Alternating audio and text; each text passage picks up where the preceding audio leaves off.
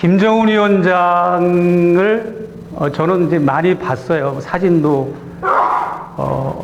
이제 복대해서 찍은 사진도 있고 단체 사진도 있고 또 7.27 전승절, 그러니까 휴전협 쪽 60주년 기념회 그 행사 때는 전승기념관 정문에서 또 사진도 찍고 행사할 때 내가 밀착해서 또 사진도 찍고 이렇게 했는데 우리가 김정은 위원장에 대해서 너무 이제 모르는 분들이 많아요.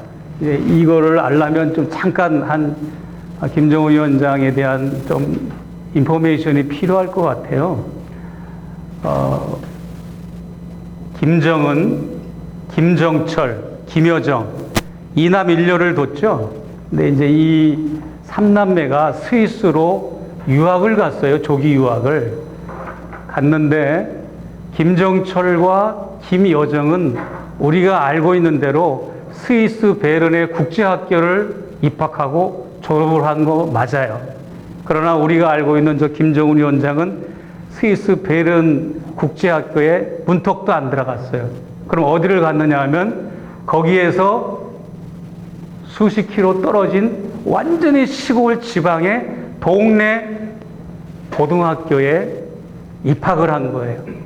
그래가지고 거기를 일반 그 고등학생들하고 똑같은 신분의, 그러니까 외교관의 아들로 되게 이제 이름을 이제 체인지를 한 거죠. 해가지고 거기를 다녔는데, 그래서 이제 제가 이제 북을 다니다 보니까 그런 소리를 들어가지고 그거를 이제 2번을 가서 그 부분을 이제 취재를 했어요. 제가 이제 프레스 아이랑이라고 하는 인터넷 매체의 대표이기도 해요. 프레스 아이랑 인터넷 혹시 들어보신 분들 계실 거예요. 그래서 이제 나중에 JTBC 측에서 좀 많이 자료를 달라고 제보를 해달라고 그래가지고 해줬더니 이규현의 스포트라이트인가요? 그 프로 있죠? 거기에서 아주 집중적으로 다뤘었어요. 저희가 이렇게 인포메이션을 줘가지고. 아무튼, 그거 왜 그랬을까요? 그러니까 부친되는 김정일 국방위원장이 왜 그러면 후계자감이고 지도자감이라고 생각을 했으면 더 국제학교 같은 데나 더 좋은 학교를 보냈어야 되는데 왜 다른 남매는 국제학교를 가게 하고 김정은 위원장은 왜 시골에 서민 아이들이 다니는 그 학교로 다녔을까요? 그건 여러분 수수께끼에 맡기고 그만큼 우리가 생각하는 거하고는 많이 차이가 있죠. 많이 차이가 있고 어떻게 해석을 해야 좋을지는 여러분 각자가 한번 접근을 해보시면 좋겠고, 그렇게 해서 거기를 졸업을 한 게 아니고 졸업을 몇 개월을 놔두고 졸업식을 하지를 않고 본국으로 귀환을 합니다. 귀환을 해가지고 이제 뭘 했는가 하면 군복무에 들어갑니다. 평안도 지역의 모 군부대에 이제 사병으로 입대를 해요. 사병으로 입대를 해서 사병들과 똑같이 내무반 생활을 하고 군복무를 하고 그렇게 했어요. 그때 탈북자들 중에 몇 명은 김정은 위원장이 사병 생활을 했다고 하는 직접적인 정보와 자료를 알고 있는 사람들이 몇 명 있어요. 보니까 탈북자들 중에서 왜냐하면 북에는 장성들은 뭐 다 아시겠지만 여러분들 매주 공부하시니까 장성들은 바로 장군 진급이 안 되는 거 아시죠? 북에도 이제 뭐 우리 육사, 해사, 공사 같은 그런 학교들이 있잖아요. 사병으로 들어가지 않으면 지휘관으로서 사병들의 입장이나 어려움이나 이런 거를 체험하지 않고는 안 된다고 그래가지고 장군 될 사람들도 사병을 거쳐야 장군이 될 수가 있어요, 북에서는. 그래서 이제 그런 의미에서 사병이 된 거죠, 김정은 위원장이. 그러고 나서 이제 군복무를 마치고 어디를 진학을 했는가 하면 김일성 군사종합학교에 오프라인으로 학교를 다니지는 않았어요. 거기 특별 전형으로 들어가서 이제 2년 동안 공부를 했는데 마지막에 이제 졸업 논문을 썼는데 그 졸업 논문이 뭐냐면 GPS를 활용한 포사격술 재원 연구라고 하는 그 제목의 논문을 썼습니다. 거기에서 GPS라고 하는 것은 우리가 알고 있는 무슨 자동차 내비게이션 수준이 아니라 어떤 우주적인 인공위성적인 개념의 GPS를 말하는 거고, 포사격술이라고 하는 것은 무슨 뭐 장사정포 뭐 이런 대포 이런 걸 말하는 게 아니라 거의 미사일급 이상까지 다 포함이 된, 인공위성까지 포함이 된 것을 거기서는 포라고 다 넓은 의미로 사용을 합니다. 그래서 김정은 위원장이 그쪽 분야가 전문으로 이렇게 군사종합학교를 마쳤습니다. 여러분, 우리가 생각해 볼 때 김정일 국방위원장의 아들이라면, 후계자감이라면 모스크바 대학 유학을 가든지 파리 대학을 유학을 가든지 아니면 뭐 옥스퍼드 대학을 가든지 좋은 데 많잖아요. 그럼에도 불구하고 그런 김일성 종합대학도 아니에요. 북에 있는 엘리트들이 다니는 김일성 종합대학도 아니고 거기 못 가서 못 간 게 아니잖아요. 김일성 군사종합학교를 가서 거기에서 어떤 군사적인 부분을 북에서 원수라고 하는 칭호는, 최고 영도자라고 하는 칭호는 최고 사령관을 겸하기 때문에 그 부분을 더 확고하게 하기 위해서 이제 군사종합학교를 졸업을 했던 거죠. 그리고 나서 이제 뜻하지 않게 부친이 선대 수령이 이제 갑자기 이제 유고가 되면서 바로 이제 취임을 하게 됐죠. 북에는 취임식이 없어요.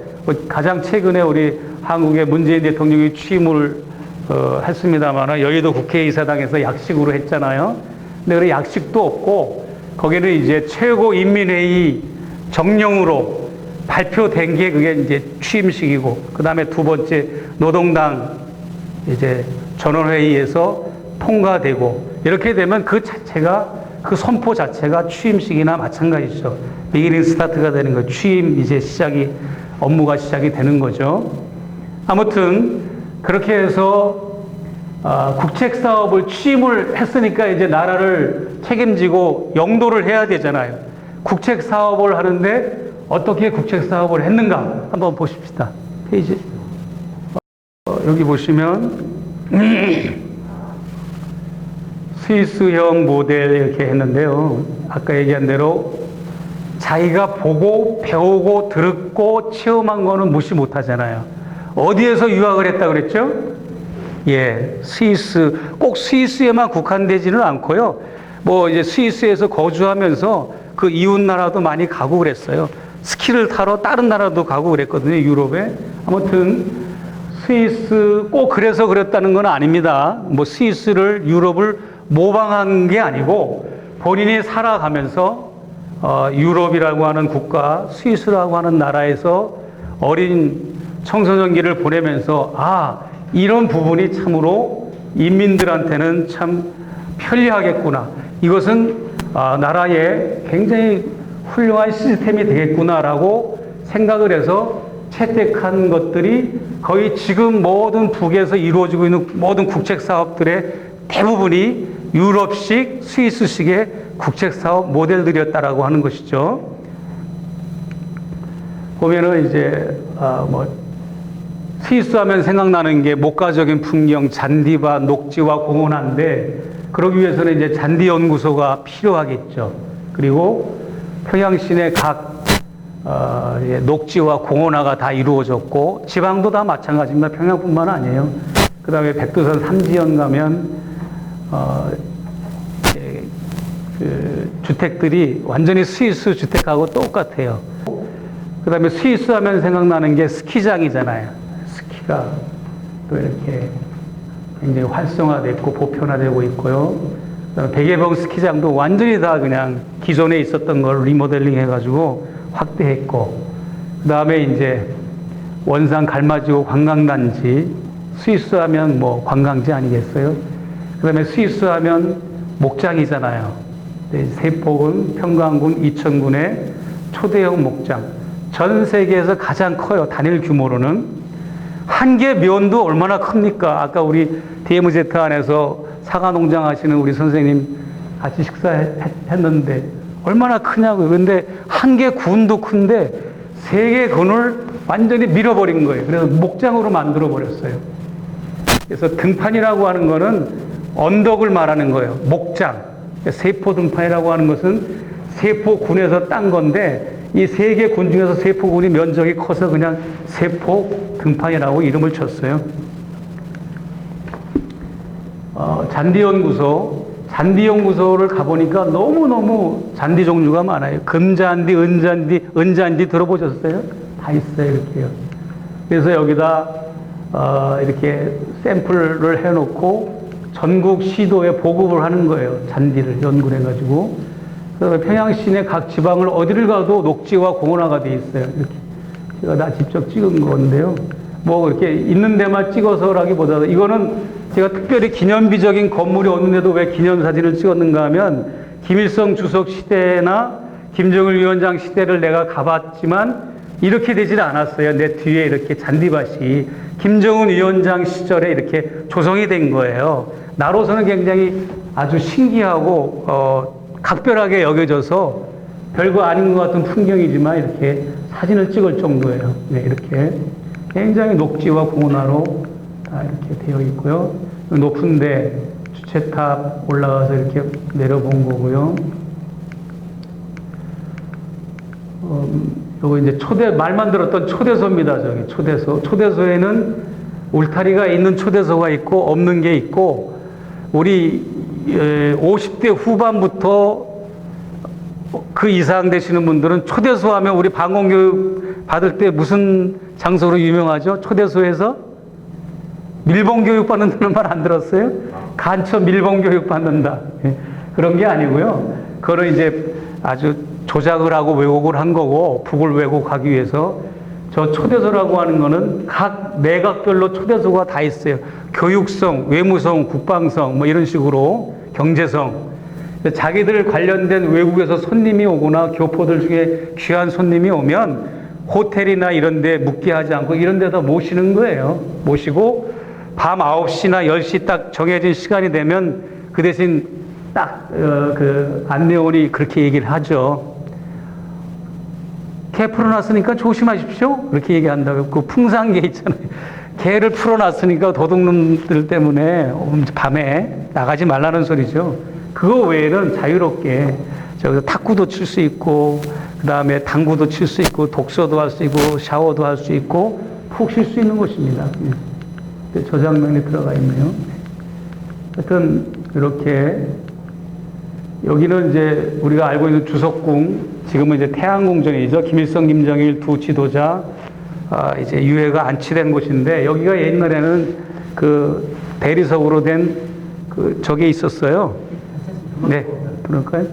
그래가지고 이제 그걸 다 걷어내고 이렇게 녹지화를 한 장면이에요. 네. 이거는 모란봉 을밀대 유모차를 몰고, 하여튼 끝나고 나서 어느 중학생이 요거를 보여줬더니 최 목사님 때문에 이 사람 동원됐대 또. 정말 왜 그렇게 마음들이 드라이하고 삭막한지 모르겠어요. 세상에 내까지 게 뭐라고, 나 때문에 내가 무슨 짓을 할 줄 알고 뭐 사진기 가져올 사진을 찍을 수도 안 찍을 수도 있는데 나 때문에 이런 사람들이 동원되겠어요? 예, 말도 안 되고요. 이거는 가장 녹지화가 안 됐다고 하는 김일성 광장은 다 시멘트 블록으로만 되어 있기 때문에 제가 일부러 올라가서 찍은 거예요. 인민대학 식당 옥상으로 올라간 거예요. 옥상 올라간 사람도 100사람 되지도 않을 거예요. 이렇게 녹지화 공원화가 잘 돼 있고요.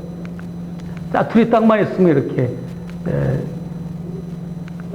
녹지화 공원화는 어떻게 유지가 되고 있나? 우리도 서울시청은, 파주시청은 모르겠어요. 다 유니폼이 청소부들, 환경미화원이라고 그러죠.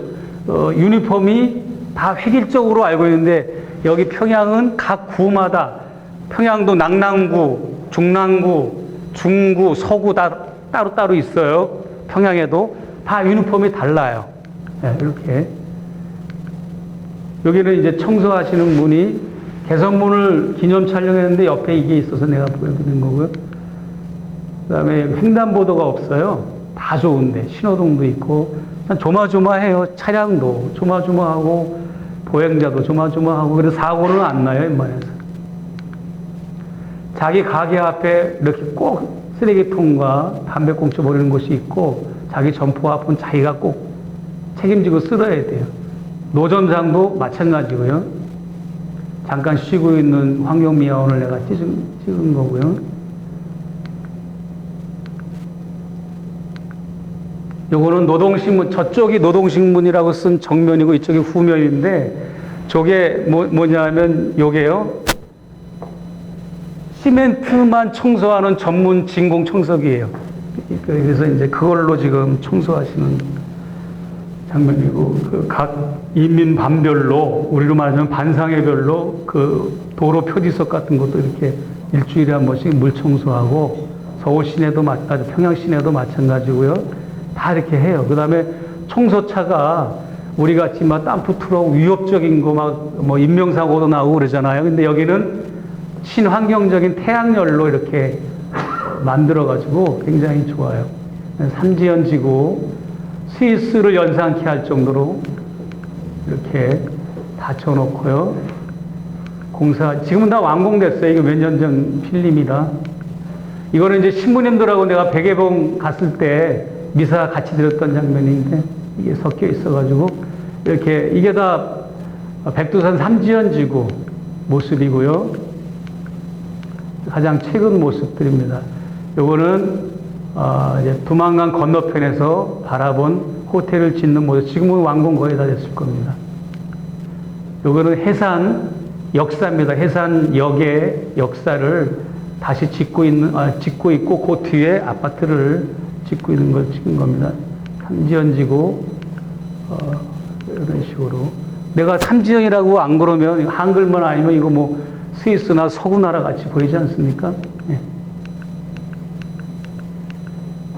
여기 백두산 여기 보면 이게 자료 화면이 아니라 제가 이제 조계종 스님들하고 여기 뭘 하고 있는가 하면 요쯤에 우리 조상들이 만든 절이 있어요. 종덕사라고 하는 절이 있는데 이게 하필이면 중국 측 영역에 있는 거야. 그러니까 중국에서는 굉장히 기분 나쁠 거 아니야. 자기들 영역에 한국에 그래도 종교 문화유산이 있으니까 처음에는 허락을 했는데 지금은 일절 개방을 안 하고 우리를 출입금지를 시켜요. 그래서 그 폭포, 그 올라가는 폭포, 유명한 폭포가 뭐죠? 중국 측? 예.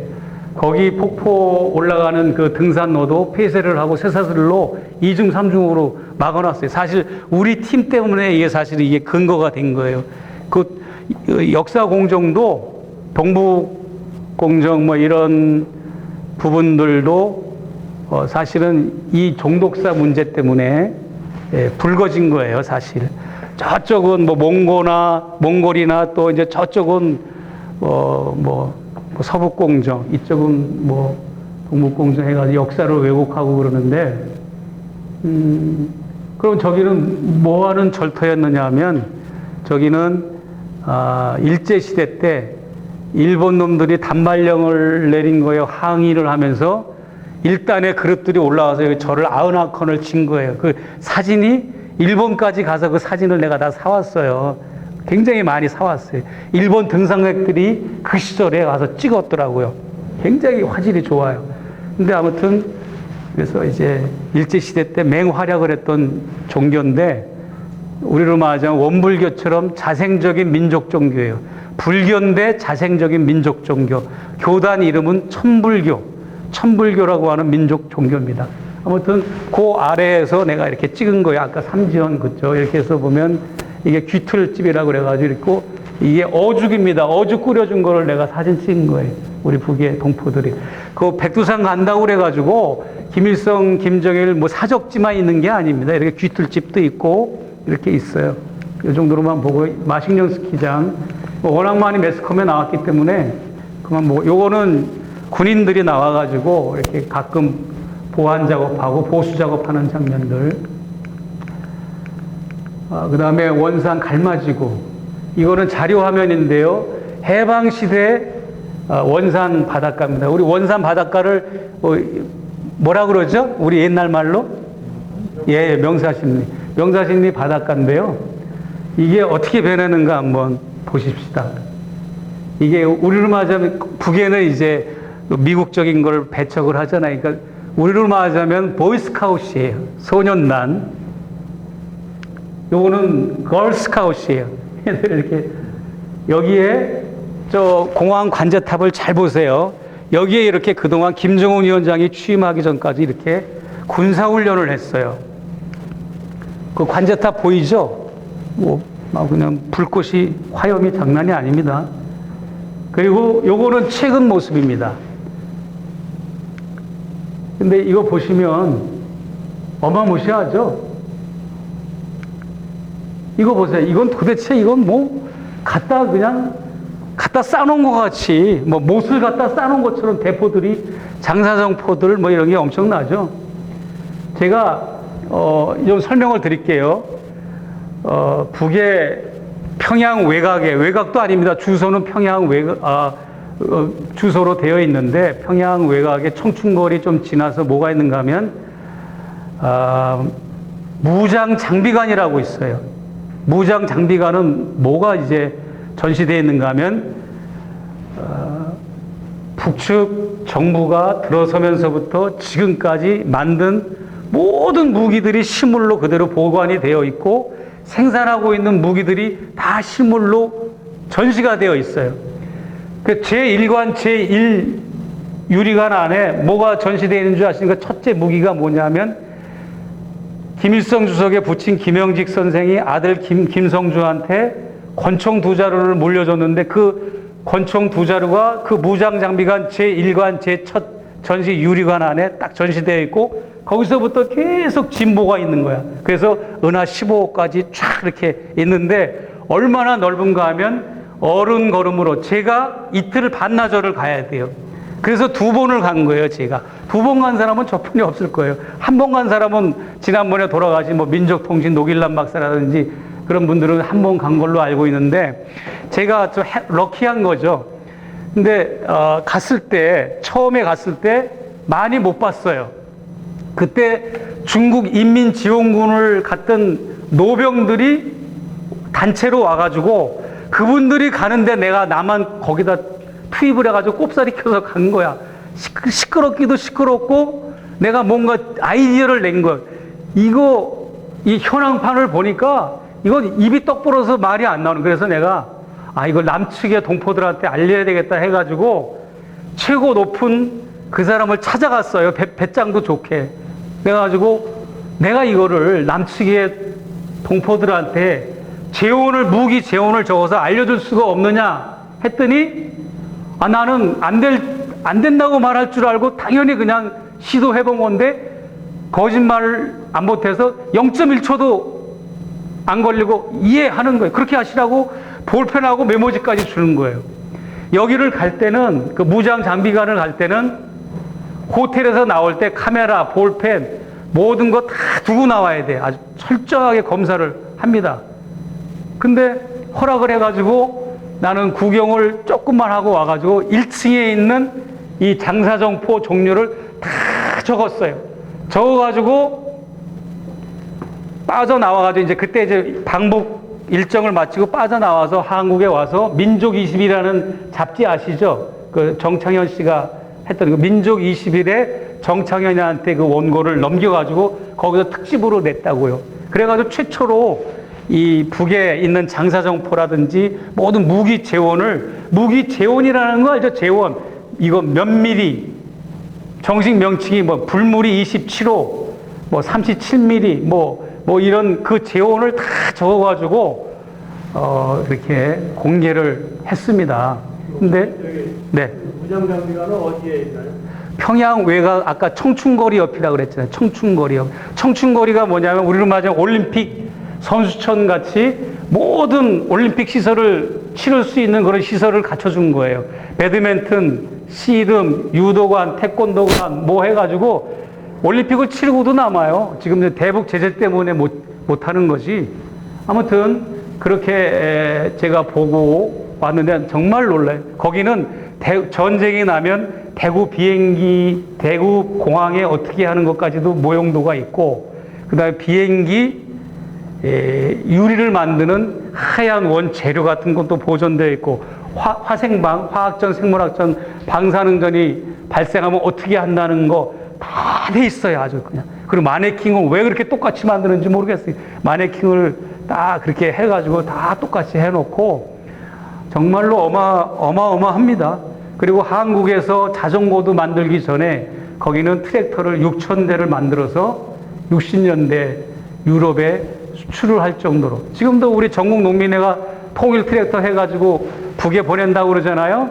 그거 저쪽에서는 콧방귀도 안 낄 정도예요. 사실은 거기는 더 잘 만들어요. 사실 그 여기서 통일 트랙터 보내는 것도 엔진은 다 일본 거예요. 일본에서 수입해가지고 내가 가서 보니까 나보고 그거 지금 그걸 전해줘야 되는데 막혔다고 그래가지고 알아봐 달라고 그래서 그걸 2년 동안 알아보고 있어요. 근데 이게 저도 북에서는 못 써요. 왜냐하면 남측에서 쓰는 그 트랙터 연료를 북에서 써야 되는데 북에는 그런 연료가 없어요. 근데 연료가 다른 거를 쓰면 바로 3개월 만에 서버려요, 트랙터가. 그것도 틀리고 제대로 적중을 못한 거예요. 남측에. 전국 농민에 알면 또 나 욕할 수도 있겠다. 근데 이게 뭐든지 널리 내다보고 해야 돼요. 기분으로만 하면 안 되는 거지. 예. 그리고 껍데기만 한국에서 이게 트랙터를 만든 거예요. 근데 북에는 벌써 60년대부터 이렇게 한 개 전시돼 있어요. anyway, 이거 메인이 아닌데, 여기에 말하자면, 이겁니다. 여기에 1층 전체를 내가 재혼을, 장사성포뿐만 아니라 탱크도 다 했어요. 민족21 사이트 폐쇄가 됐어요. 지금 폐쇄가 됐지만 남아있으니까 보실 분들을 보시면 되고, 여기 이제 원산 갈마 관광지고, 이렇게. 이 중에는, 시사적인 일반 자료도 있지만 제가 직접 찍은 것도 있어요. 지금은 다 준공이 됐어요. 이게 에피소드를 꼭 말씀을 드려야 될 것 같아요.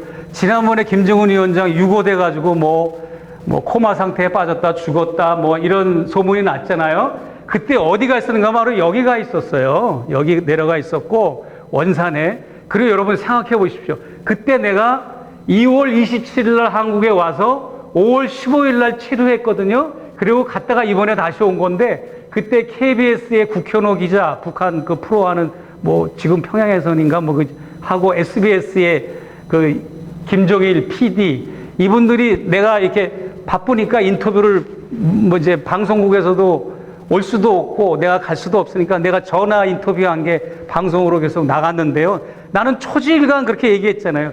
원산에 가 계시다고 청와대가 말하지 않았느냐. 청와대는 살아있는 권력이다. 거기는 기무사뿐이 아니라 국정원뿐이 아니라 미국이 여기서 지금 감청하는 부대가 777 부대라고 있잖아요. 분당하고 몇 군데가 있는데 거기서 하는 보고서가 대통령 집무실에 올라와서 실시간으로 그 최고 지도자의 동정이 일정이 다 체크가 된다. 그럼 거기서 아니라고 그랬으면 믿어야 되는데 KBS, SBS가 뭐 그걸 다시 의심하고 뭘 확인하느냐. 원산에 있다 그러면 그게 정확하다. 그리고 내 경험으로도 거기가 맞다. 왜? 원산에 함대 사령부가 있어요. 해군 함대 사령부가. 제2함대. 제1은 함흥에 있고. 그런데 그 중간에 뭐가 있는가 하면은, ICBM은 알죠? ICBM. 근데 SLBM은 아시죠? SLBM은 뭡니까? 바다에서 이제 지난번에 작년에 그 실험을 할 때 성공적으로 하는 거 보셨죠? 깔끔하게 물보라가 이렇게 올라갔는데 그 이유는 다른 뭐가 없었거든요. 그래서 거기에 시간만 남고 그 공장이 있어요. SLBM 공장이 그 함흥의 제1함대사령부 부근에 이제 원산하고 중간쯤 그 약간 위쪽인데 정중앙은 아니고, 그래서 거기 자주 현지 시찰을 하고 현지 시찰을 하면 며칠 동안 있는 거예요. 그리고 여기에 이게 태양절, 올 태양절에 그 말도 많고 탈도 많았던 올 태양절 행사에 참배 안 왔다고, 안 나타났다고 그 난리를 친 거 아니에요. 죽었다고. 거기에 그날에 맞춰서 이걸 준공식으로 하기로 했는데 거기에 이거 공사 기간을 맞추질 못한 거예요. 96%만 된 거예요. 96%. 그래가지고 여기 와서 뭘 했느냐 하면 표창도 주고 그랬어요. 근로자들한테. 남측에서는 막 죽었다고 막 헛소문 나고 막 뭐 가짜 유튜브 뭐 퍼지고 할 때 여기에서 김정은 위원장은 노동자들을 만나고 수고한 사람 표창을 주고 그랬다고요. 노동신문에도 나오고 조선중앙TV에도 나오는데 조중동이 알면서도 그렇게 어긋장을 놓는 거예요. 알면서도. 여러분, 조선일보라고 하는 이 언론사가 가지고 있는 자료나 정보의 그 소스나 내공은 웬만한 국정원급 정도 되는 자료를 가지고 있고 그런 실시간으로 검증할 수 있는 능력도 돼요. 조선일보가. 그러면서도 이렇게 그런 헛소문을 내는데 방치하고 동조하고 그랬죠. 아까 우리 식사 같이 했던 우리 선생님이었죠? 네. 세포등판 한 번도 못 봤다고. 이게 세포등판입니다. 말로만 해서 세 개 군을 이렇게. 요거는 뭡니까? 이게 뭐예요? 무슨 소예요? 네? 한우. 한우인데 북에서는 한우라고 그러면 기분 나빠하죠. 뭐라고 그래야 돼요? 조선우. 한복이라고 그러면 굉장히 싫어하죠. 뭐라 그래요? 조선옷이라고 그러잖아요. 한복을. 꼭 조선이라는 거하고 한이라는 거하고 체인지를 하시면 됩니다. 제가 뭐 청년 대학생들 통일 서포터즈 뭐 하는 아이들 조직이 전국적으로 있더라고요. 걔들 이제 시리즈로 강연하면서 이렇게 가보니까 그 친구들이 이제 북에 방북을 할 때 조심해야 될 것만 해달라고 그 특강만 해달라고 한 적이 있어요. 북에 가기 위해서는 준비물이 뭐고 어떻게 가야 되고 또 어디를 가는 게 좋고 가서 뭘 조심해야 되느냐 뭐 그런 것만 특강을 한 적도 있는데 가서 용어를 지금 한 것처럼 용어를 조심하고 노동신문을 제발 좀 접지 말고 깔고 앉고 그러지 말아라. 북에서는 어느 정도인가 하면 이제 기사가 쭉 인쇄가 됐는데 노동신문 일면에 김정하고 그 밑에 줄에 일이 와야 되면 어떻게든지 글 하나를 줄이고라도 그 이름 세자를 세퍼리스를 안 해요. 띄지를 않아요. 김정은, 김정일 한 줄에 들어가게 돼. 김하고 밑에 정일 이렇게 오게 안 한다고요. 그런 식으로 그 사진도 아주 굉장히 아주 초상이라고 그래가지고 소중히 여기고 그러는데 우리는 막 깔고 앉고 찍고 도시락 뭐 포장하고 포장지로 쓰고 그런 거 하지 말아라. 뭐 이제 그다음에 군사기지 찍지 말아라. 뭐 과학기지 찍지 말아라. 뭐 이제 그런 거 등등. 그다음에 또 뭐가 있어요? 저 같은 경우에 인민대학 식당에 아브라함 링컨 석고상 같은 김일성 주석의 좌상이 있어요. 난 그래서 멋있게 찍으려고 처음에 북에 갔을 때 그 옆에 에스컬레이터가 있는데 에스컬레이터를 올라가면서 카메라 앵글을 멋있게 잡는데 사색이 돼가지고 참사하고 안내원에 따라 올라와가지고 빨리 삭제하라는 거예요. 이유를 몰랐죠. 왜 삭제하라 했더니 우리 수령님 사진을 동상 사진을 찍어야 되면 정면 앞에서 겸손한 마음으로 차분하게 앞에서만 찍어야 됩니다. 그렇게 지적을 받았죠. 한우, 조선우, 양, 염소, 뭐 오리, 닭, 해바라기, 감자 없는 게 없습니다. 다 있습니다. 땅콩도 있고요. 이건 사과 농장도 있고 그 안에 뭐 소만 키우는 건 아닙니다. 그리고 저희 같은 재미교포한테 한 구자라는 우리말로는 한 구자죠. 그래서 이제 팻말 하나씩 이렇게 있는 게 있는데 거기에 그 소 한 마리를 할 수도 있고 도네이션을 우리 회장님이 나중에 기회 되시면 그런 자원하는 분 계시면 투명하게 직접 유엔 대표부를 통해서 뭐 이렇게 보낼 수도 있고 지금도 계속 세계군을 채워보려고 해요. 소를 얼마나 많이 필요하겠어요. 아직도 끝도 없어요. 네. 도네이션도 받습니다. 이렇게. 네. 이거 정적이죠? 예, 목동들이에요. 이거 이제 지령사령부라고 그래, 지령사령부. 그래서 크지는 않지만 그 안에 들어가면 굉장히 커요. 무전기를 가지고 트랙터를 몰고 있는 기사한테 오늘 3시간 있다가 천둥벼락 치니까 빨리 귀환하라고 막 무전을 띄우고 목동한테도 지금 3시간 있으면 이제 천둥벼락 치니까 빨리 양떼들 몰고 귀환하라고 이런 지령을 내리는 곳입니다. 여기가. 요거는 세포군 군청 사무실이에요. 요거는 세포 등판 안에는 초현대식 트랙터와 가장 아날로그식 목탄차까지 다 공존하고 있어요. 요거를 이제 축사인데요. 축사인데 이렇게 보면 낮에는 방목을 하지만 밤에는 다 들어와야 되잖아요. 축사 안으로. 들어와서 어떻게 하는가를 내가 이렇게 찍은 건데 이게 다 오물이죠. 뭐 소똥, 오줌 뭐 그런 거죠. 그 분뇨 처리가 잘 돼 있어요. 이렇게요. 잘 돼 있고요. 이거는 뭐냐면 이거 왜 만들었겠어요? 파이널리 마지막 인민들의 입에 고기가 들어가는 게 목적이니까 도축장입니다. 도축장. 그래가지고 이 도축장 최고 높은 책임자 관사인데요. 이게 죽음을 앞두고 있는 거예요. 이렇게 컨베이어 벨트에 도축한 것이 이렇게 해가지고 마지막에 포장돼서 인민들의 밥상 위에 올라가는 겁니다. 이게 아직은 아주 이게 전 2,500만 명의 밥상까지 보급된다고는 볼 수는 없지만 앞으로 3년 정도면은 거의 한 60, 70% 정도는 그렇게 될 것 같이 여겨집니다. 이따가 시간이 되면 보겠지만 사과 농장 같은 경우에요. 대동강 과수 농장이라고 해서 사과 농장인데 여의도의 8배 면적입니다. 사과 농장만 여의도의 8배인데 거기를 가니까 정말 한두 곳도 없어요. 그 안에 가면 돼지 농장이 또 있고 또 사과로만 만든 슈퍼마켓이 있어요. 사과로 만든 스낵, 사과로 만든 와인, 술, 또 음료수, 화장품, 사과로 모든 걸 만들고 그렇게 하더라고요. 보니까 갈마비행장인데 여기는 평양순환공항이 아닙니다. 이렇게 되어 있고요. 칼마 이렇게 되어 있죠. 여기 본문에 나와 있는 거죠. 예. 자립경제란 뭐 우리가 다 공부하셨으니까 저보다도 더 전문가들이 계속 연속 강연을 하시니까 아시겠지만 자립경제라고 하는 것이 뭐냐. 김정은 시대의 중기적 경제 운영의 핵심은 국가경제개발 5개년 전략이라고 그래가지고 지난 2016년부터 이제 올해까지, 올해가 해당됩니다. 올해가 이제 1차에 말하자면 이렇게 경제 전략을 세웠는데요. 인민경제의 자립성과 주체성을 백방으로 강화하라 하는 것을 지침을 내린 거죠. 그러면 자립경제란 뭐냐? 경제적으로 이 개념을 말합니다.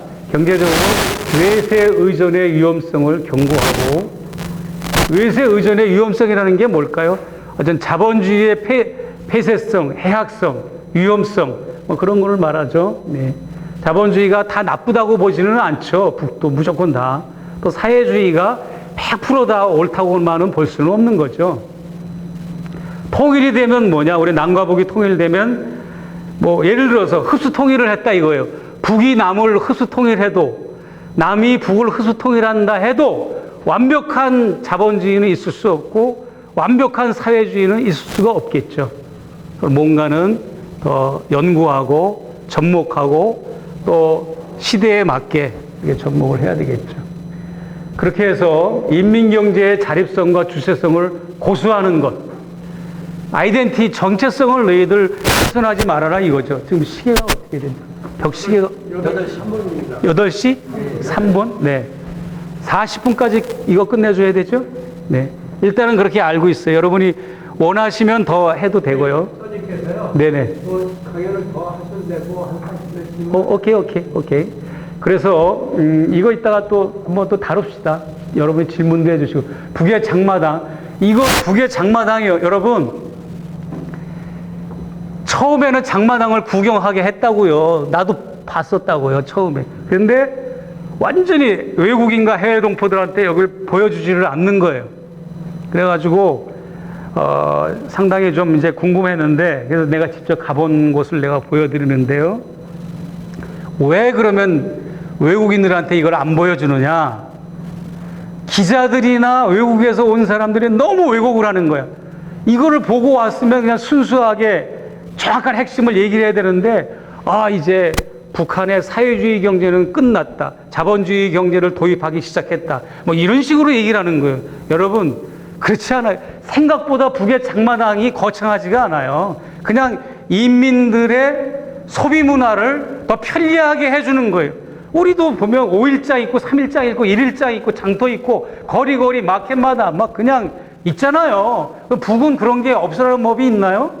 그런 의미지. 이게 도입이 됐다고 해가지고 북의 경제가 뭐 자본주의로 예속되고 접목을 하고 북의 사회주의 경제는 이제 끝장이 났다는 식으로 얘기를 하니까 기분이 나쁜 거야, 북에서. 그러니까는 너희들 오지 마라 해가지고 완전히 출입 금지를 하고 있어요. 완장 찬 사람들이 입구에 기다리고 있다가 저도 들어갔다가 쫓겨났어요. 이제 그 얘기 이제 할 거예요. 보세요. 운영소는 어디가 운영소냐? 각 구에서 운영을 합니다. 전국에 430곳에 장마당이 있어요. 그리고 운영 주체는 각 구에서 합니다. 구. 시, 군, 구라고 그랬는데 각 구에서 합니다. 왜 구에서 하느냐 하면,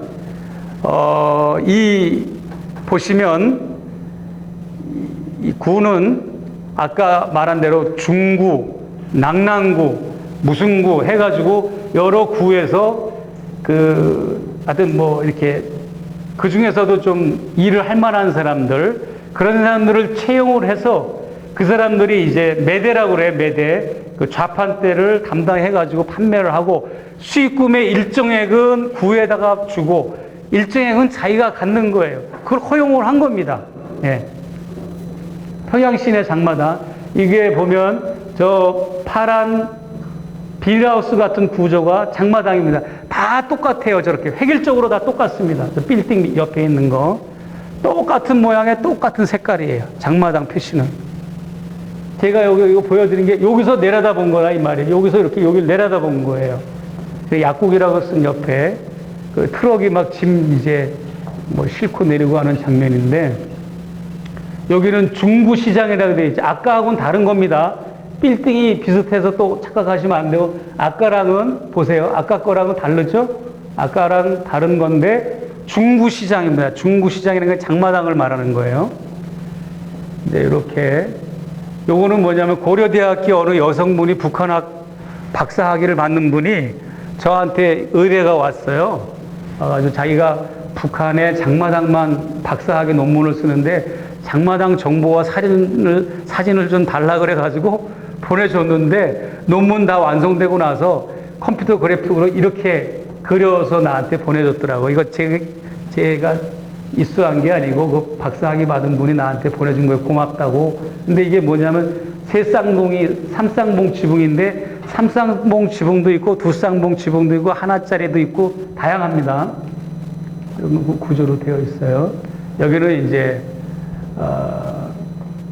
광복거리 뭐 이제 여러 거리인데 이거는 잡지를 내가 사진을 찍은 겁니다. 북에서는 장마당이 비공식적이고 음성적인 게 아니고 적극 권장하고 있는 거예요. 그래서 북에 잡지 사진을 내가 찍은 건데요. 이렇게 굉장히 다양한 구조로 되어 있고 2층이 돼 있어요. 2층이 없는 데도 있고요. 2층이 있는 데도 있습니다. 다양합니다. 낮은 선봉은 그냥 야외 장마당이라고 보시면 됩니다. 공식 환율, 호구 환율을 보겠습니다. 제가 좀 저고리 좀 벗을게요. 저거를 벗으면 복잡하구나. 핀 마이크. 이거 중요합니다. 굉장히 중요합니다. 이걸 모르니까 한국에 있는 99.9%, 아니, 한 사람도 나 못 봤어요. 북에 관해서 달러를 얘기할 때 단 한 사람도 그동안은 못 봤어요. 정확하게 알고 있는 사람을 있으면 나한테 얘기 좀 해주세요. 내가 그렇게 신문을 많이 읽고 인터넷 기사를 많이 보고 유튜브 방송을 봤어도 북에서는 미 달러 환율을 어떻게 적용하는가에 대해서는 아는 기자나 또 학자들도 관념적으로만 어서 책에서 본 학자들이 대부분이다 보니까 물 한 잔만 좀 이렇게 자꾸 이제 딴소리하고 제소리하고 헛소리 하는데 택도 없는 소리입니다. 무슨 소리냐면, 자, 보세요.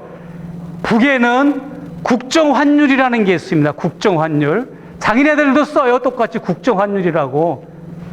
근데 이거는 뭐냐면, 북에도 은행이 있잖아요. 은행이. 북에도 무역은행이 있고, 뭐, 조선은행이 있고, 뭐, 여러 은행들이 있는데, 그 은행에 가면, 그 은행 그 윈도우 옆에 그 환율표를 그날 바꿔서 표시를, 고지를 해야 돼요.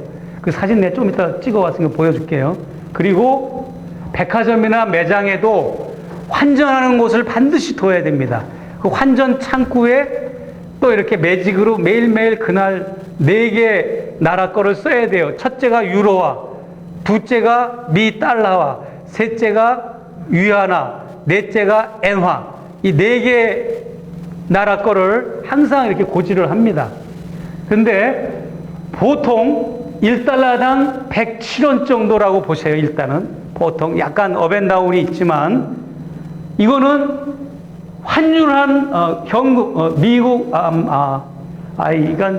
이게 한국말도 제대로 못하고 영어도 제대로 미화 1달러를 우리가 농협이나 국민은행에서 환전하잖아요. 환율을 할 때. 그것처럼 북에서도 똑같이 환전할 때가 있잖아요. 거기는 폐쇄사회라고 그래가지고 그런 거 없다고 생각하시면 안 됩니다. 거기도 막 줄이, 번호표 받고 평양 시민들 환전하는 사람들 길이 끝이 없어요. 줄이. 그러다 보니까 이 107달러라고 하는 이제 환율 가격은 국정 환율인 거예요. 요거까지는 이해가 되셨죠? 그럼 문제가 뭐냐? 두 번째는 시장 환율이라는 거예요. 시장 환율. 이건 뭐냐면 그 1달러를 가지고 아까 여러분 보여준 장마당이나 백화점을 가면 7,000원씩을 준다 이 말이에요. 7,000원을. 환율 가격은 107원 뿐이 안 되는데 그거를 뭐라 하면 시장 환율이라고 그러는 거예요. 시장 환율. 차이가 엄청나죠, 여러분? 수십 배가 되는 거예요, 여러분. 예. 이걸 두고서 이제 공식 환율이라고도 그러고 장마당 환율이라고도 그러는데 이 갭을 사람들이 이해를 못 해요. 가보지 않은 사람들은. 그리고 이제 북한 내에서 미 달러화에 대한 국정환율 개혁 조치가 이렇게 스토리가 이렇습니다. 2002년도에는 1달러에 2원뿐이 안 됐어요. 2.2원뿐이 안 됐는데 그 개혁을 치르고 나서 그 이후로 이제 70배가량이 뛰기 시작한 거죠. 월드컵이 열리는 해부터. 그 다음에 이제 또 2009년에 화폐 조치 취하고, 그 다음에 2013년도에도 마찬가지고, 그리고 지금 현재는 이렇게 유지가 되고 있고, 코로나 사태 때문에 지금 현재 이렇게, 이제 1117원대 이렇게 되고 있습니다. 어찌됐든, 여기 잘못됐네. 저 117원대 이렇게 잘못됐네요. 공식 환율이 그럼 뭐냐? 자, 이제 신뢰를 들어볼게요. 외국인에게 전용하는 호구 환율이라고 했는데, 공식 환율을 다른 말로 호구 환율이라고 그럽니다. 그래서 평양의 커피숍에 가면 커피도 팔고 콜라도 팔잖아요. 그러면 500원짜리 콜라를 북측의 인민들이나 평양 시민들은 0.1달러, 예를 들어서 얼마인지는 모르겠지만 0.1달러에 사 먹을 수가 있다 그러면 나는, 미국 시민권자인 나는 그걸 얼마에 사 먹어야 되냐면 4달러에 사 먹어야 돼요. 그리고 1,000원짜리 칵테일을 0.2달러에 평양 시민들이 사 먹을 수가 있다면 나는 그거를 얼마에 사 먹어야 되냐면 8달러에 사 먹어야 되는 거예요. 근데 내가 이제 그래도 아직 헷갈리시는 분한테 내가 그런 분들을 위해서 내가 설명을 드릴게요. 저를 늘 밀착 동행하는 분이 누구죠? 북에 가면? 예, 안내원. 맞아요. 정답입니다. 안내원인데, 안내원은 잠자는 시간 외에는 자기를 담당한 외국인을 항상 밀착하게 돼 있어요. 그리고 뭐 이제 아주 엄격합니다. 예를 들어서 내가 8층 808호에 묵었다. 그러면 그분은 안내원은 여자가 됐든 남자가 됐든 같은 8층에 옆에 방으로 딱 배정이 돼요. 바로 옆에도 안 돼. 그리고 나한테 용무가 있어서 아침에 깨울 때라든지 어디 이제 하루 일과가 시작됐다고 알릴 때 노크를 하면 발을 내 호텔 방 안에 디뎌놔서는 안 됩니다. 발을 디뎌놓지 않아요. 여러 가지 어떤 그런 뭐 이성적인 문제, 뭐 도난 사건 문제 이런 거에 오해를 받지 않으려고 문 밖에서만 이렇게 얘기하고 아주 엄격합니다. 지금은.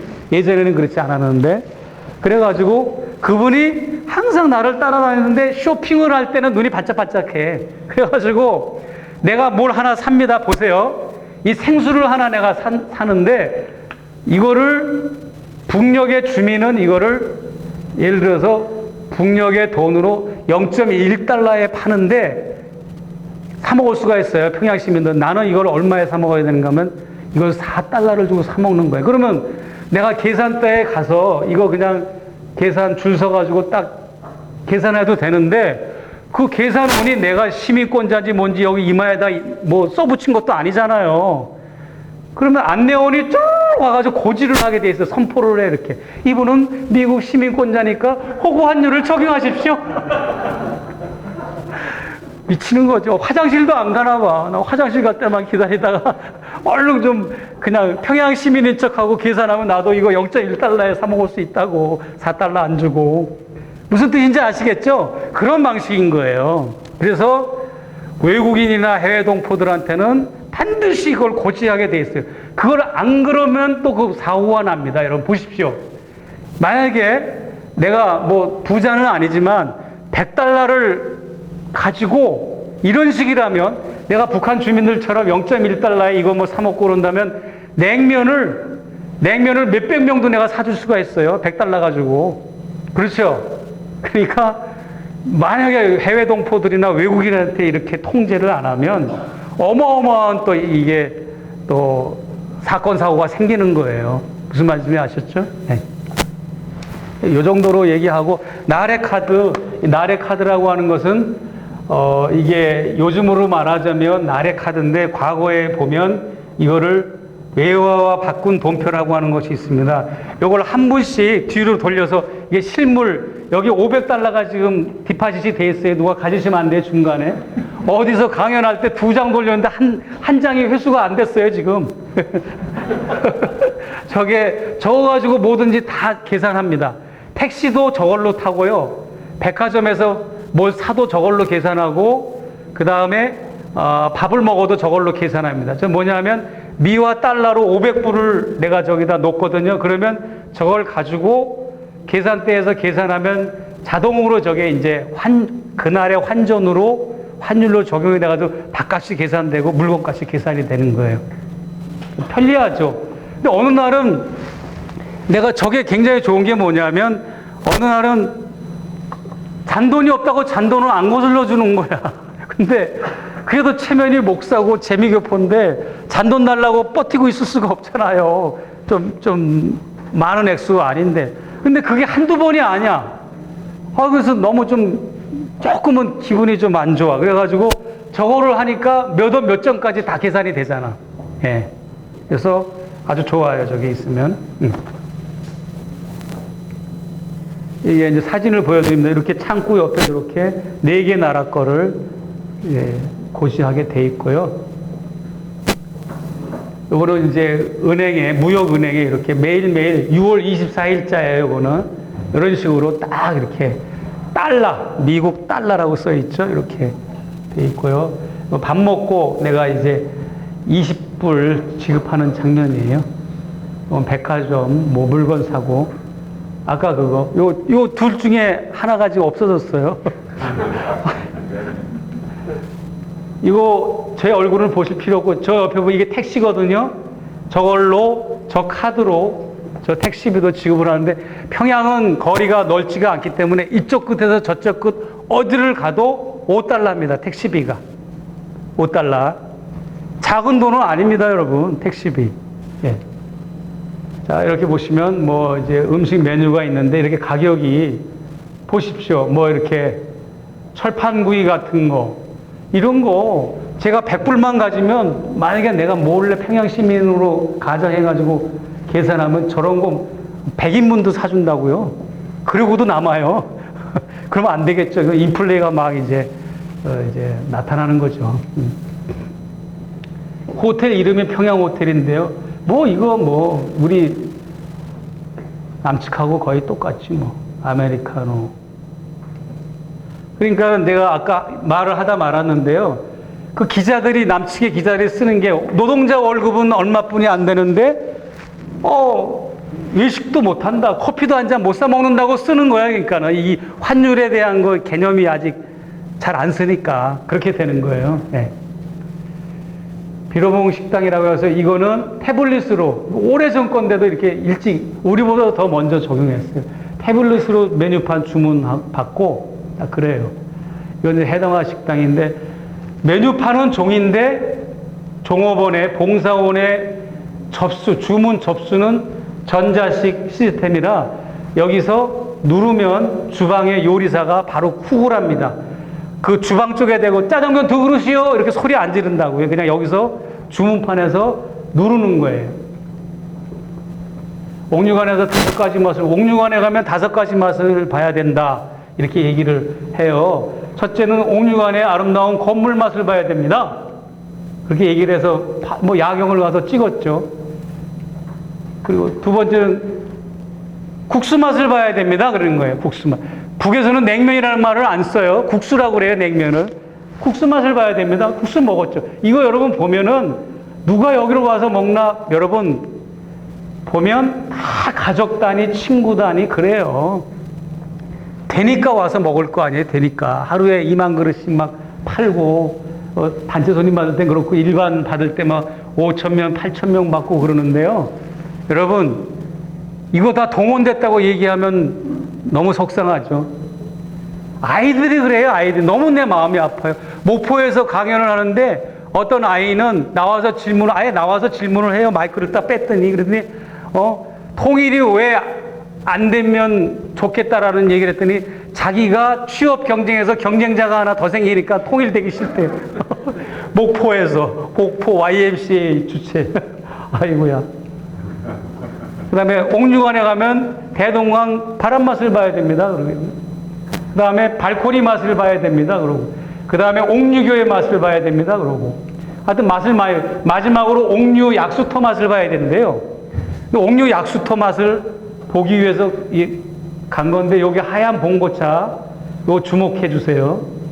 그리고 안에를 한번 보면 이렇게 약수에 돼 있고 여기도 팔아요. 여러분 약수물 공짜로 먹는 걸로 알고 있는데 여러분 북에서도 약수물을 사 먹어요. 여러분 카드 결제도 하고. 근데요 제가 이거 말씀을 드릴게요. 잠깐 시간이 없어도 이거 보면 이 봉고차가 계속 생수통을 실어 나르는 거예요. 그 실어 나르는데 자꾸 실어 나르려고. 그리고 다른 사람들은 돈을 결제를 하고 돈을 지불을 하고 생수를 사가는데 이 봉고차는 여기에서 내가 뭘 했는가 하면 그 뉴욕에 있는 김대실 영화 감독이라고 해요. 김대실 감독이라고 그래가지고 그냥만 하고 내가 여기서 같이 봉고차를 타고 다니면서 영화 촬영을 했어요. 그분이 내가 봉수교회에서 정전협정 60주년 기념 설교, 북에서 초청한 기념 설교 초청하는 것도 그 영화에 찍고 그랬거든요. 근데 여기서 하루 종일 있다 보니까 이 차가 계속 생수를 실어 나르는데 내가 물어봤어요. 쉬는 시간에. 도대체 어디 그렇게 생수를 많이 싣고 가냐 그랬더니 내가 여기서 은혜 받았어요. 기독교용으로. 이거는 우리가 먹으려고 그런 게 아니라 전쟁 노병들하고 항일 투사들 집까지 배달해 줍니다. 나라에서 그러는 거예요. 나라 공무원이 항일 투사들하고 국가 유공자들한테 갖다 배달해 주는 거야. 장기수, 비전향 장기수 이런 사람들한테. 그만큼 북이라고 하는 나라는 국가 유공자들에 대한 대우가 똑소리가 납니다. 그러니까 이거 보면 지하철, 여성들한테는 죄송하지만 버스나 지하철을 타도 임산부석은 없지만 전쟁 노병석은 있어요. 이렇게 영웅 군인 자리도 있고. 이분은 우리 한국 분이에요. 한국에 정현진 씨라고 나하고 액션 포 원 코리아 처음에 같이 했던 그 단체 회원분이 방북했을 때 그분 얼굴인데요. 이게 북한 분이 아닙니다. 근데 이렇게 여러분 생각해 보십시오. 이 얼마나 이게 우대를 하면, 그리고 우리 같이 깍쟁이나 얌체들이 없어요. 전철이나 버스에 임산부나 노인이 타면 양보하지 말라 그래도 자동적으로 하기 때문에 그런 거 표지판을 쓸 것조차도 없어요, 사실은. 예, 그렇게 순전하시고. 그래서 좀 더 얘기를 하자면 이게 뭐냐 하면 한번 읽어보세요. 간판을 내가 크게 찍었죠. 뭐라고 써 있어요? 이게 어마무시한 겁니다. 이건 아마 최초일 것 같은데요. 간첩박물관입니다. 이게 간첩박물관. 북평양에 있는 간첩박물관이니까 당연히 여기서 말하는 간첩이 누구겠어요? 남측에서 북으로 북파된 간첩들이죠. 근데 여러분, 우리로 말하자면 안보 전시관이야. 우리로 말하자면, 남측 용어로 말하자면. 여기 얼마나 많은 간첩들로부터 노획한 노획물들하고 전시물들이 전시되어 있는지 아십니까? 어마어마하지 않을 정도입니다. 근데 여러분, 제 얘기가 아니고 한나라당 시절에 이경재 의원이라고 아시죠? 이경재 의원이 국군 기무사령관한테 국회 대정부 질문을 할 때 자료 요청을 했어요.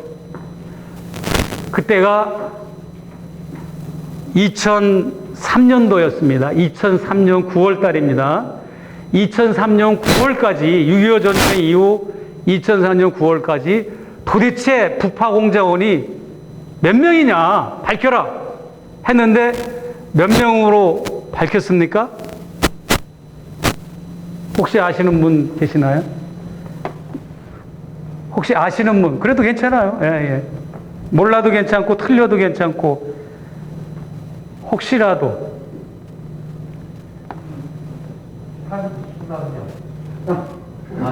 20만 명은 6.25 전쟁까지 합하면 그 정도는 되죠. 여러분 6.25 전쟁 때 장난 아니었어요. 정말 여러분 어느 정도인지 아세요? 이제 미국에서 나라 1, 나라 2의 죽돌이입니다. 별명이 죽돌이. 커피숍에서 인터넷 켜놓고 오랫동안 앉아있는 학생들을 죽돌이라고 뭐 그러더만요, 보니까. 왜냐면 미 국립문서보관소 나라 1이 워싱턴 DC에 있고 나라 2가 메릴랜드 볼티모어에 있는데 뭐 얼마나 내가 이제 거길 많이 가야 뭐 강연 자료도 생기고 책도 쓰고 또 이제 계속 집필을 하니까요. 지금은 이제 지난번에 여기 오기 전에 보스턴을 갔다 왔어요. 보스턴하고 3개 주를 갔다 왔는데 커네디컷주, 뉴햄프셔주, 메인주, 보스턴, 하버드 대학 지금은 다 개점 휴업이에요. 코로나 때문에. 그래가지고 문을 안 여니까 나는 자료가 필요한데 출판사에서 어느 출판사에서 나한테 출판 의뢰가 왔는데 무슨 출판 의뢰가 왔는가 하면 6.25 전쟁과 관련돼서 에치슨 라인을 발표한 에치슨 국무장관 아시죠? 그 에치슨이 자서전을 썼는데 그 자서전을 어느 대학 교수가 초벌구이로 번역을 마쳤는데 그냥 그 미국에 있는 그 출판사하고 조인을 이미 승인을 맡아가지고 출판을 하기만 하면 되는데 그걸 하기 전에 먼저 최재형 목사님이 미국이 이 6.25 전쟁을 어떻게 관여를 했고 어떻게 기획을 했고 일본과의 문제에서 어떻게 역할을 했고 그 다음에 2차 대전 때 쓰고 남은 무기들 어떻게 처리하는 과정 이런 것 등등을 카더라 통신 말고 실제로 대통령 기록실하고 트루만 대통령 기록실하고 따로 있어요. 모든 대통령 기록실이 다 따로 있습니다. 미국. 그 트루만 대통령이 우리 6.25 전쟁과 관련됐을 때 재임 대통령이니까 그 안에 그 대통령실과 그 다음에 에치슨과 트루만 대통령이 주고받았던 서신들이 기밀 해제가 됐어요, 이미. 그래가지고 그거 자료를 입수하는데 성공했게 못했게 성공했어요, 이번에. 다 그 스캔 받은 걸 내가 직원으로부터 문은 닫았지만 받았어요. 엄청 많이 받아왔어요. 이제 번역만 하면 되는데 어마무시한 내용들이 많아요, 여러분. 6.25 전쟁이요? 아유, 그것만 놓고도 내가 5번은 강연을 해야 돼요, 6.25. 여기 뭐 파주고, 또 여러분들이 또 연약한, 또 이데올로기적으로 연약한 분들이 계실 것 같아서 그거 얘기할 수는 없고.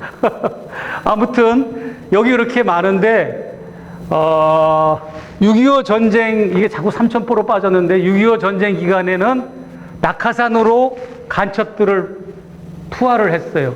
그래가지고 너무너무 무차별적으로 체포가 되고 죽으니까 CIA가 그걸 주도를 했습니다. 그 나라에서 본 얘기를 하다가 내게 삼천포로 빠진 거거든요. 근데 CIA의 직원 2사람이 내가 나중에 여러분이 한 번만 더 불러주면 그때 사진도 보여드리고 문서를 보여드릴게요. 원문을. CIA 국장한테 우리로 말하자면 고발 정도의 그 수위예요. 컴플레인이라는 것보다는 수위가 높고 고발보다는 한 단계 낮은 건데 강력하게 항의를 한 거예요.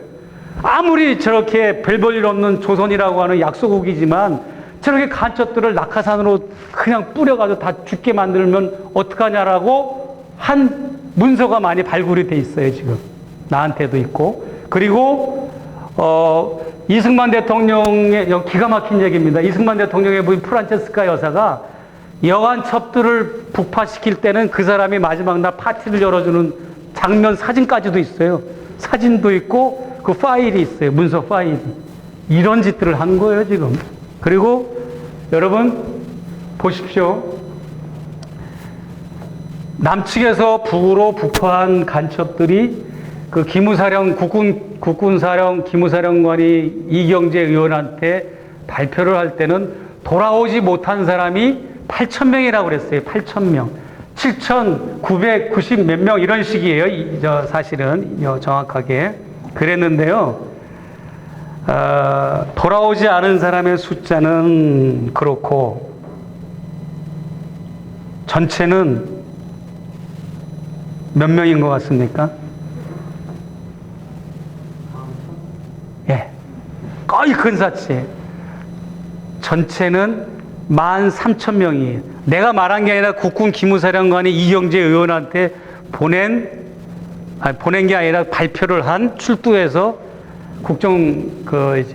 대정부 질문에 한 게 13,000명이 북파됐고 그 중에서 8,000명이 돌아오지 못했다라고 얘기를 했는데 그거는 거짓말한 거예요.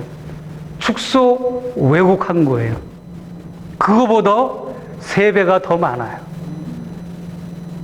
그게 어떻게 밝혀졌는가 하면 나중에 그 이후로도 한 번 더 국정감사가 진행됐을 때 비공식적으로 공개하지 않은 범위 내에서 했을 때 그 숫자의 3배가 되는 인원이었다라고 이제 발표가 됐고요. 그 다음에 더 재미난 건 여기 있는 해설사들이 직원들이 그 전시물에 그렇게 이미 나와 있어요. 전시물에. 그러니까 여러분 보십시오. 이진상 육군참모총장이라고 혹시 들어보셨나요? 자유선진당 이회창 시절에 충청도 쪽에서 출마해서 국회의원도 되신 분이에요. 이진삼이라고. 아시죠? 그분이 자기가 자기 입으로 얘기한 거예요. 국회에 나와가지고. 자기가 육군 대위 시절 만 30살 때, 한국 나이로 31살, 만 30살 때 북에 3번을 가가지고 3번 북파 무장공비로 올라가가지고 30명을 사살하고 내려왔다고 자기 공적을 자랑을 했어요.